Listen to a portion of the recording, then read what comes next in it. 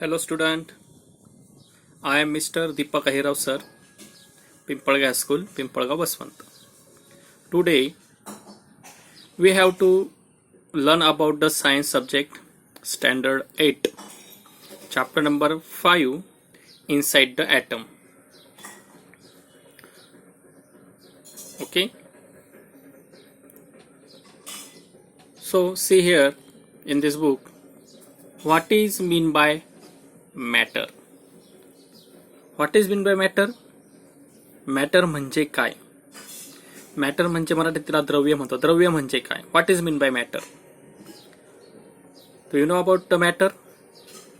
Okay, तो what is mean by matter? Okay, the matter is the different type of substances and different type of form.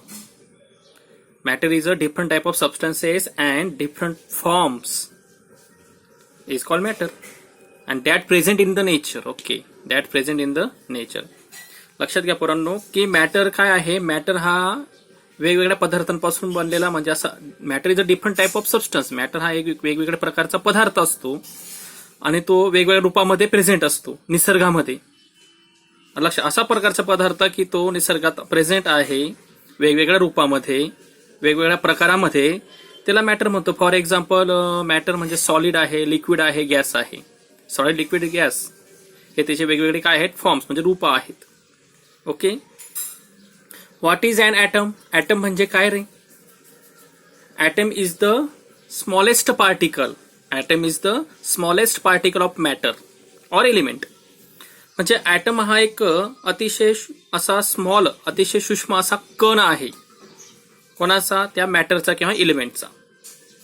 लक्षात घ्या, त्याला आपण item असे म्हणतो. म्हणजे अनेक कणांपासून हा मॅटर किंवा हा एलिमेंट तयार झालेला असतो.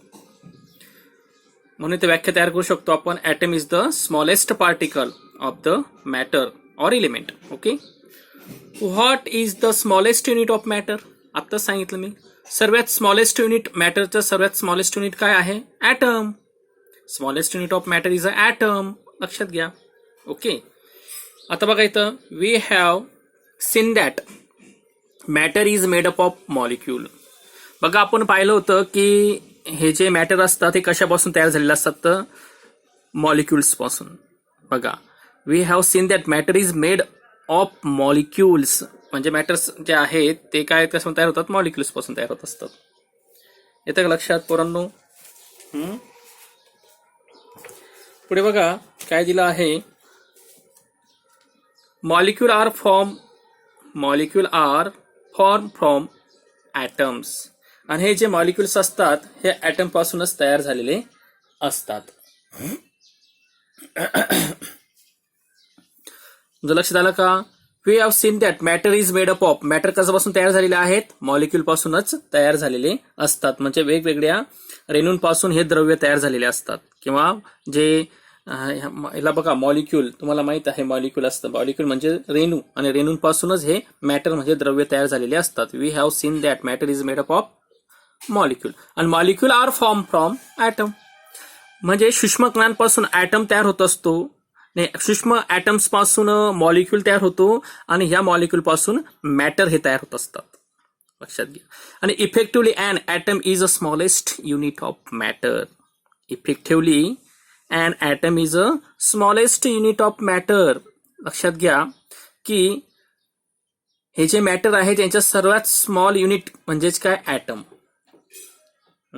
प्रत्येक द्रव्याचे किंवा द्रव्याचे स्मॉलेस्ट युनिट म्हणजे अतिशय सूक्ष्म एकक हे ॲटम आहेत, म्हणजे अणू आहेत. And atom is the smallest particle. Atom काय आहे? सर्वात लहान पार्टिकल आहे. परत बघा, atom is the smallest particle of an element. लक्षात घ्या, ॲटम काय रे? छोटासा कण आहे. कोणाचा? एलिमेंटचा. आणि which remains it's chemical identity. आणि तो त्याचे केमिकल आयडेंटिटी राखून ठेवतो. म्हणजे त्याची जी रासायनिक जी ओळख आहे तो राखून ठेवतो. बघा, आता दिलं त्याने इथं की काय दिलंय? Which retains it's chemical identity in all the physical and chemical change. म्हणजे प्रत्येक फिजिकल आणि केमिकल बदलामध्ये म्हणजे होतो तरी सुद्धा हा जो एलिमेंट्स असतो की हा जो ॲटम असतो आपली स्वतःची जी इमेज आहे किंवा स्वतःची जे आयडेंटिटी आहे तो राखून ठेवतो. असा हा ॲटम असतो, लक्षात घ्या. म्हणजे ती कोणत्याही प्रकारचे रासायनिक बदल झाला, भौतिक बदल झाला, म्हणजे फिजिकल चेंज झाला, रासायनिक बदल झाला, तरी सुद्धा तो आपली ओळख म्हणजे तो आपली जी केमिकल आयडेंटिटी आहे, आपली स्वतःची रासायनिक ओळख आहे, तो कायम ठेवतो, कायम राखून ठेवतो. असा हा ॲटम असतो.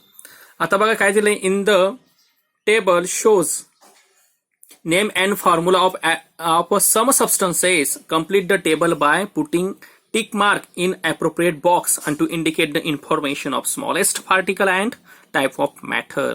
काय दिलं रे की हा जो टेबल दिला तुम्हाला वेगवेगळ्या पदार्थांचा टेबल दिलेला बघा. हे पदार्थ आहेत सर्व. H2 वॉटर मॉलिक्यूल, लक्षात घ्या. काय दिला हा O2 oxygen, helium, hydrogen, ammonia, असे वेगवेगळे प्रकारचे काय दिले आहेत सबस्टन्स दिले आहेत. त्यांचे फॉर्म्युले पण दिलेले आहेत आणि आपल्याला तो टेबल पूर्ण करायचा आहे. आणि त्यानुसार आपण याचं टिक मार्क करूया बॉक्सवर. बघा आता दिसतंय तर बघा रे, वॉटरचा फॉर्म्युला काय H2O आणि त्या वॉटर इज अन ॲटम म्हणजे तो एक त्याचं तो ॲटम आहे का, तो अणू आहे का. अणू कशाला म्हणतो आपण, एकच प्रकारचा घटक सूक्ष्म कण तो आपण अणू असतो, मला आपण ॲटम म्हणू शकतो का. इथं H2 आणि O म्हणजे H2O हायड्रोजन आणि ऑक्सिजन दोघं एकत्रित आहे म्हणून ॲटम म्हणता येणार नाही, त्याला आपण मॉलिक्यूल म्हणतो. दोन वेगवेगळे ॲटम्स किंवा दोन वेगवेगळे प्रकारचे मॉलिक्यूल किंवा एलिमेंट एकत्र येतात, त्याच्यापासून मॉलिक्यूल तयार होतो. लक्षात ठेवा तो मॉलिक्यूल आहे. Single type of atom in the molecule. हा सिंगल टाईपचा ॲटमचा आहे का, नाही. दोन वेगवेगळे ॲटम आहे, हायड्रोजनचा आणि ऑक्सिजनचा, म्हणजे सिंगल टाईपचा नाही, एकाच प्रकाराचा नाही, हा वेगवेगळ्या प्रकाराचा आहे. Different type of atom in the molecule. बघा म्हणजे टिक केलेली की डिफरंट टाईपचे ॲटम्स याच्यामध्ये आहे. तो एलिमेंट आहे का, नाही एलिमेंट नाही, तो कंपाऊंड आहे. दोन वेगवेगळे आहेत ना म्हणून त्याला कंपाऊंड म्हणतात.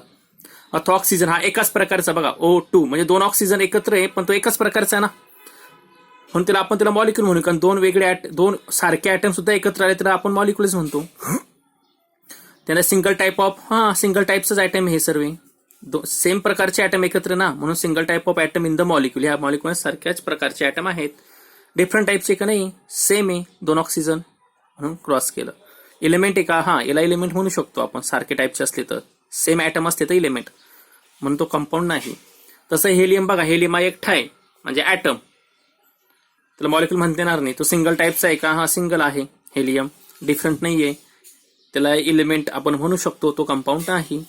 तसं हायड्रोजन बघा, हायड्रोजन म्हणजे H2 दोन हायड्रोजन एकत्र H2 तयार झालेला हा मॉलिक्यूल आहे. H2 मॉलिक्यूल हा सेम टाईपचे हायड्रोजन आहे म्हणून single type of atom in the molecule, different नाही, त्याला एलिमेंट म्हणू शकतो आपण, सेम टाईपचं आहे, कंपाऊंड म्हणता येत नाही. आता बघा N हा नायट्रोजन आणि हायड्रोजन एकत्र आहे, एक नायट्रोजन तीन हायड्रोजन म्हणून हा अमोनिया तयार झाला.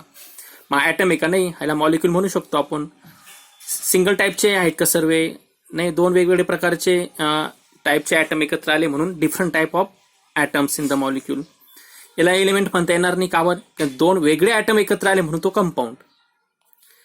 असं नायट्रोजन आहे, मिथेन आहे, अर्गॉन आहे, निऑन आहे अँड क्लोराईड. तुम्ही हे करू शकतात, तुमच्या लक्षात आलं असेल कशा पद्धतीने भरावं लागतं. पुढे बघा रे परांनो, तर टेबल कम्प्लीट करा तुम्ही.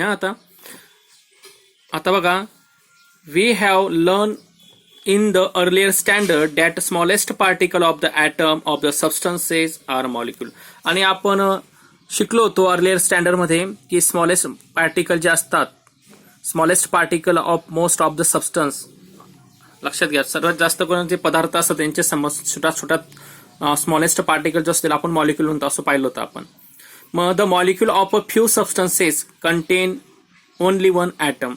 आणि असे काही मॉलिक्यूल असतात ते काही पदार्थ एकत्र येऊन हे तयार झालेले असतात, लक्षात घ्या. आणि तो एकाच प्रकारच्या ॲटम पासून म्हणजे एकाच प्रकारचे ॲटम्सचे कण एकत्र येऊन तो मॉलिक्यूल तयार होतो. म्हणजे काही पदार्थ आहे, फ्यू सबस्टन्सेस, काही पदार्थ जे असतात ते एकाच प्रकारचे ॲटम एकत्र येतात आणि त्यांच्यापासून हे मॉलिक्यूल तयार होतात. जसं की बघा, एकाच प्रकारचे HO2 दोन ऑक्सिजन म्हणजे एकाच प्रकारचे ऑक्सिजन हे दोन ऑक्सिजन एकत्र आले तर काय झाला, मॉलिक्यूल तयार झाला. हे आपण पाहिलं. Molecule are form by chemical of combination of atom. Molecule काय आहे मग कसं का तयार झाला की तो केमिकल कॉम्बिनेशन त्याच्यामध्ये जे मॉलिक्यूल तयार होते ॲटमचं केमिकल कॉम्बिनेशन होतं ते एकमेकांमध्ये कंबाईन होतात आणि अशा पद्धतीने मॉलिक्यूल तयार होत असतो. From this we understand that the smallest particle of element taking part in chemical combination is an atom. बघा from this we understood direction of लक्षात आलं आपलं की smallest particle of the element प्रत्येक जे एलिमेंट आहे त्यांचे लहानात लहान जे कण असतात ते कशात भाग घेतात तर taking part in the chemical combination. तर केमिकल कॉम्बिनेशनमध्ये भाग घेत असतात त्यालाच आपण ॲटम म्हणतो. जे केमिकल कॉम्बिनेशनमध्ये भाग घेतात प्रत्येक एलिमेंटचे जे लहान लहान पार्टिकल आहेत आणि ते केमिकल कॉम्बिनेशनमध्ये भाग घेतात त्याला आपण ॲटम म्हणतो. The concept of atom is more than 2500 year old. आणि ही जी ॲटमची जी कन्सेप्ट आहे 2500 वर्षा पहिलेची आहे, एवढ्या जुनी ती बघा. आणि however it was forgotten in the course of time. आणि इट वॉज फॉरगेटन म्हणजे ते आपल्याला तिचा विसर पडत चाललेला आहे. In the course of time जसा काळ जातोय, कोर्स ऑफ टाइम म्हणजे काळाचा ओघात, ही आपण विसर पडत चालले आपल्याला. इन द मॉडर्न टाइम, नवीन मॉडर्न टाइममध्ये पाहिलं नवीन युगात the scientist on the basis of the experiment explain the nature of atom as well as internal structure of the atom. आणि नवीन नवीन मॉडर्न टेक्नॉलॉजी आली, नवीन नवीन सायंटिस्ट आले, त्यांनी काय केलं एक्सपेरिमेंट केले आणि एक्सपेरिमेंट करून तो ॲटमचं स्वरूप काय आहे, नेचर काय आहे अँड इंटरनल स्ट्रक्चर आणि त्याचं अंतर्गत रूप काय आहे याच्याविषयी ते माहिती देऊ लागले, त्याच्याविषयी शोध घेऊ लागले. आणि it started with Dalton's atomic theory. आणि डॉल्टनचा जो अणुसिद्धांत आहे याच्याने याची सुरुवात झालेली आहे. It started with Dalton's atomic theory. डॉल्टनच्या ॲटॉमिक थेअरीने याची सुरुवात झाली. ओके, ठीक आहे. उद्या आपण डॉल्टन्स थेअरीविषयी माहिती घेणार, डॉल्टनने कशी सुरुवात केली. आता आपण थांबूया. समजलं पोरांनो? पुन्हा व्हिडिओ समजून घ्या. नसेल समजलं तुम्ही मला कॉल करू शकतात. Okay, bye.